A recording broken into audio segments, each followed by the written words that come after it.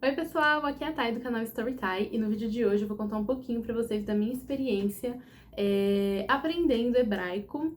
Eu comecei a estudar hebraico no ano passado e eu tô mais ou menos ali terminando o nível 1 menos, que seria a alfabetização, então eu vou contar um pouquinho pra vocês a respeito desse processo. Eu acho que a primeira coisa, assim, que a gente precisa ter em mente é, primeiro, que a língua hebraica, o único estado que tem ela como uma língua oficial é o estado de Israel. E geralmente, assim, quem acaba tendo mais interesse em aprender o hebraico são as comunidades judaicas, são judeus, assim, não todos os judeus, tá, gente? Mas muitos judeus acabam tendo interesse, principalmente porque no judaísmo, né, as rezas na sinagoga, a maior parte da reza, ela é feita em hebraico, então eu diria que isso é até uma vantagem, assim, por dizer, sabe? Porque eu já comecei o curso meio que sabendo várias palavras e várias expressões em hebraico, de tanto que eu ouvia nas rezas e tudo mais, mas ainda assim é complicadinho, sabe, gente? Mas, enfim, então tem esse público interessado e também cristãos que querem ler a Bíblia no original, né? A Bíblia foi traduzida para diversos idiomas, mas ela foi escrita originalmente em hebraico, em algumas partes em aramaico. Então, muitos cristãos também acabam tendo esse interesse de querer aprender hebraico por conta disso, para poder ler a Bíblia e tudo mais. Então, essa é a primeira coisa, né, a falar, quem geralmente tem interesse nessa língua, né? E um dos motivos de eu ter me interessado foi justamente por isso, porque tem as rezas, muita coisa em hebraico, então eu gostaria muito de chegar a um nível assim, sabe, tipo, de conseguir falar em hebraico, conseguir dialogar e tudo mais, e eu tô aí, sabe, em muitos meses e eu sinto que, nossa, parece que tá tão longe, mas ao mesmo tempo tá indo. E um outro ponto é que existe uma diferença não tão grande assim, são pequenas coisinhas, mas a gente precisa ver o foco que você tem, né? Então a gente tem o hebraico bíblico e a gente tem o hebraico moderno. O hebraico bíblico, eu acho que, eu não sei se essa comparação é válida, tá? Pode ser uma comparação até meio tosca, mas eu talvez eu compararia como, por exemplo, sabe o português mais assim, coloquial? Não sei se essa seria a expressão, mas sabe aqueles textos, assim, de português que a gente lê, que ele é mais formal, ele tem uma pegada, assim, mais técnica, algumas palavras, algumas expressões que a gente não usa tanto, assim, no dia a dia, sabe? Uma coisa mais, é isso, mais coloquial, mais formal. Eu diria que talvez seria isso, o hebraico bíblico, sabe? Ele é mais... ele tem mais tempo de existência, então a forma de escrever, de falar, enfim, ela é um pouco diferente do que as pessoas usam no dia a dia. Por exemplo, se a gente pega um livro do Machado de Assis, não necessariamente, por mais que seja em português, não necessariamente a forma como os personagens falam ali no livro é a forma como nós brasileiros falamos hoje em dia, né? Até porque a língua, ela é viva, ela muda muito, né? Se a gente pegar, por exemplo, alguns anos atrás, as pessoas falavam voz-me ser, e aí foi mudando, hoje em dia a gente fala você. Isso porque a gente nem escreve você, né? A gente escreve VC, a gente vai, né? Enfim. Então tem muito dessas coisas. A forma como a gente fala muda, a forma como a gente escreve vai mudando. Então, você pensar nisso, sabe? O que eu quero, assim, de prioridade? Eu quero aprender o hebraico para poder ler a Bíblia, para poder ler a Torá, para poder entrar mais a fundo nos estudos bíblicos. Então, eu tenho que ir mais para esse lado, mais para essa pegada. Ah, eu quero o hebraico moderno, eu quero a forma como as pessoas lá falam e que se conversam no dia a dia, sabe? Então é isso aí, num hebraico mais moderno. No meu caso, particularmente, eu prefiro mais o hebraico moderno, é mais nisso, assim, que eu tô focando. Mas é óbvio que, assim, gente, é a mesma base, por assim dizer, né? Como se, tipo, nossa, fosse um outro idioma. Não é bem isso, mas é só pra gente ter em mente que existem algumas diferenças, assim, e eu acho que dá pra aprender os dois, sabe? Mas você começar a ter uma ênfase, um foco, tipo, o que tu quer exatamente, né, aprendendo com a língua. Um outro ponto também, assim, que é... Você tem que estar preparado para isso, né? Lembrar que o hebraico, ele é um idioma que ele é diferente do nosso idioma. Lógico, você vai falar, nossa, mas isso é óbvio, sim, mas, por exemplo, eu estudei durante um ano espanhol e pretendo voltar um dia, eu gosto bastante da língua.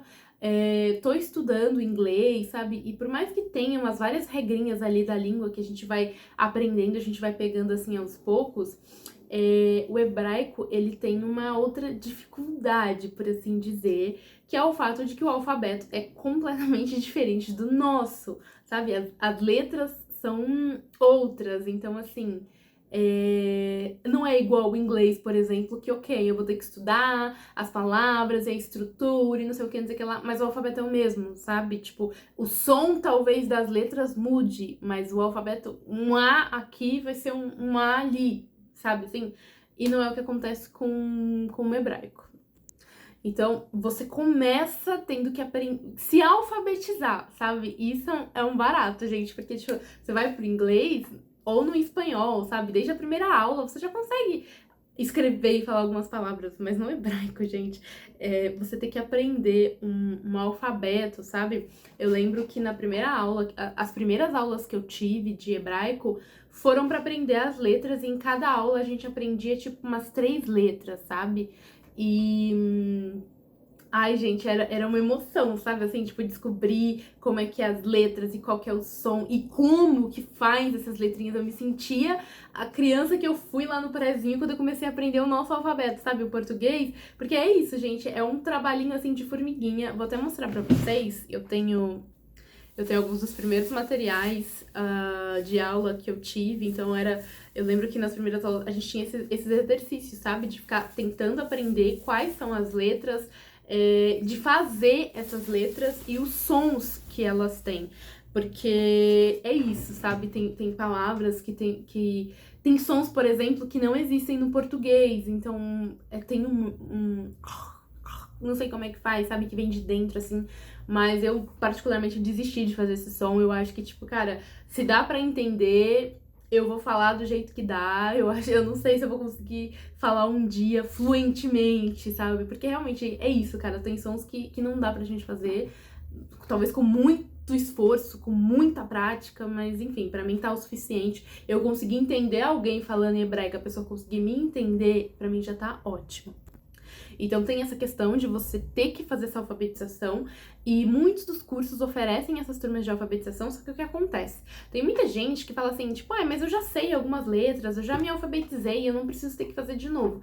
Eu acho que assim, e é um conselho também e das aulas assim que eu participei, né, que os estudantes falam, gente, não tenta pular nível, sabe? Só porque, tipo, há muitos anos atrás eu vi alguma coisa, tipo, gente, é uma língua muito diferente da nossa. Se faz muitos anos que você estudou, é melhor você refazer, sabe? Nem que seja um intensivão em janeiro, tem algumas turmas de intensivão, sabe, que acontecem.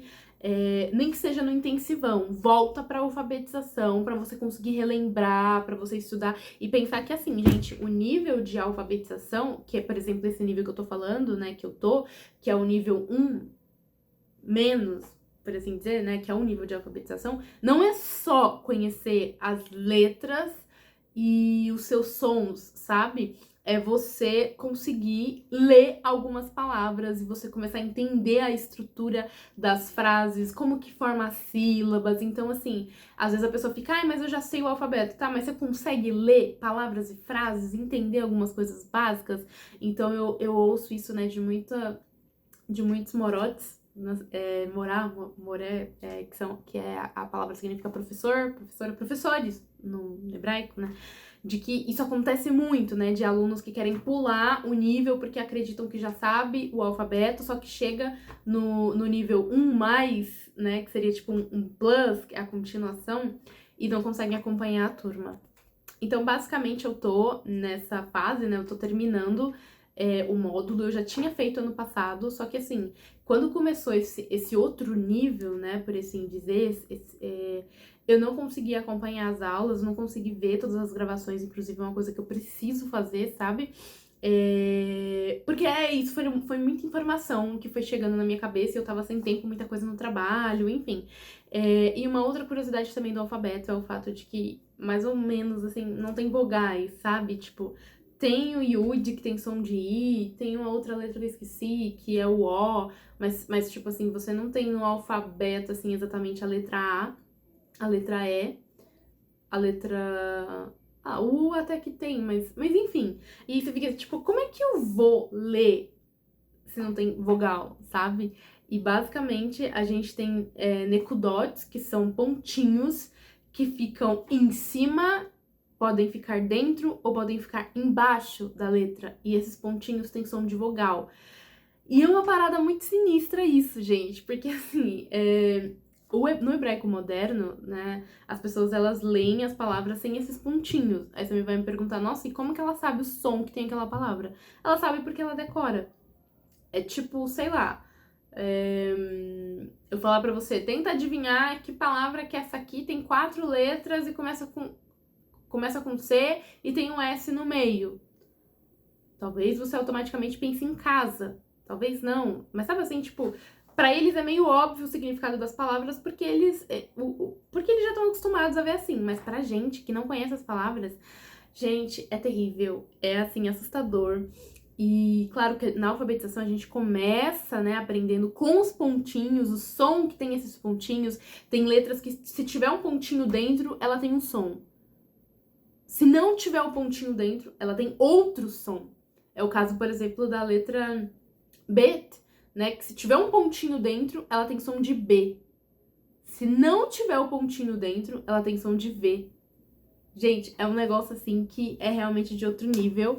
E eu fico feliz de em tão pouco tempo ter conseguido aprender tanto, sabe? Eu acho que uma das coisas assim que é mais satisfatórias é o fato de que, tipo assim, você pode não saber o significado do que você tá lendo, mas você consegue ler, sabe? Apesar de que eu não consigo ler muitas palavras quando não tem os pontinhos. Me facilita muito mais a vida se tem os pontinhos, então eu consigo pegar aquela escrita que tá em hebraico e eu consigo ler. Não necessariamente vou saber o significado, mas eu vou conseguir ler. E, gente, é isso. Você que tá começando hebraico, que você quer estudar e você quer aprender, esse é o primeiro passo. É conseguir ler essas palavras, é ver qual que é a pronúncia, e a partir daí a gente vai pegando o significado, né? Por exemplo, uma palavra assim que é muito básica, entre aspas, é Shabbat, que significa sábado, né? É uma coisa que a gente fala muito na comunidade judaica, enfim. E se hoje eu pego essa palavra, mesmo sem pontinho, eu já vou saber que é Shabbat, sabe? De tanto que eu vi. Mas ainda assim, é um desafio e eu tô indo pro próximo nível, né? Eu vou assistir as aulas de gravação que eu tenho. E é um nível meio tipo 1+, né? Como eu falei. E não sei como vai ser esse nível, mas eu posso depois gravar um vídeo também comentando pra vocês. Mas enfim, gente, isso do que eu tô falando é basicamente um resumo de como que é esse nível inicial, esse nível de alfabetização. É a gente começar a ver também que no hebraico tem o tempo passado, presente e futuro, o que não é tanto comparado, por exemplo, né, ao português e ao inglês, que tem um monte de tempos assim verbais. O hebraico só tem 3, talvez 4 no máximo, mas acho que são 3. E tem uma outra questão também que são dos verbos, porque os verbos, eles têm... todos os verbos têm a versão masculina e feminina desse verbo, o plural e singular. Você pode dizer, mas em português a gente também tem. Só que em português, muitos verbos terminam com a palavra e. Então, tipo, por exemplo, estudantes. Serve tanto para homem quanto para mulher esse verbo. E no hebraico não existe isso. Não tem um tempo que é imparcial que serve para os dois. Então seria, tipo, um exemplo também tosco aqui, mas sabe, tipo, mulher, estudanta, homem, estudantou. Tipo isso, por exemplo, morar, professora, moré, professor. Não tem, tipo, sei lá, é isso, sabe? São palavrinhas diferentes pra diferenciar o homem da mulher. E é outra coisa, assim, também que me assusta um pouco, porque é muita palavra pra decorar, o significado. Mas é isso, gente.